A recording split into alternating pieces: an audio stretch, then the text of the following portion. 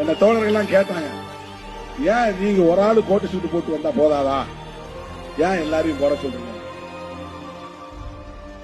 என் கண்ணார பார்க்கணும், கட்டிட வேலை செய்கிறவன் கோட்டு சூட்டோடு வர வேண்டும். ஆடு மாடு மேய்க்கிற தம்பிகள் கோட்டு சூட்டு போட்டுக் கொண்டு நடக்க வேண்டும். ஆட்டோ ஓட்டுகிற தம்பி கோட்டு சூட்டு போட்டு நடக்க வேண்டும். அவனுக்கு காக்கி சட்டை தான் கதி என்று எண்ணக்கூடாது, கந்தல் துணிதான் கதி என்று கிடக்கக்கூடாது. காந்தி துணி இல்லாமலேயே இருந்தார், வெறும் உடம்போடு இருந்தார், அது அவருக்கு மரியாதை.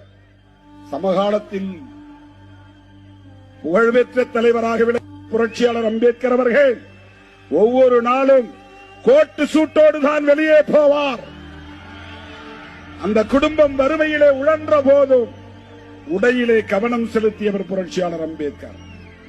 இன்னைக்கு என்னுடைய தம்பிகள் அத்தனை பேரும் என்னோட வந்து கோட்டு சூட்டோட நிக்கிறான். Blue shirt, blue pant, white shirt, red tie. அப்படியே அம்பேத்கர் மாதிரி நீ நடக்கணும், அம்பேத்கர் மாதிரி உணரணும். சனாதன சக்திகளே அம்பேத்கர் இறந்து விட்டார் என்று நினைக்காதீர்கள். இதோ அம்பேத்கரின் பிள்ளைகள் இருக்கிறோம், அம்பேத்கரின் கருத்தியல் வாரிசுகள் இருக்கிறோம்.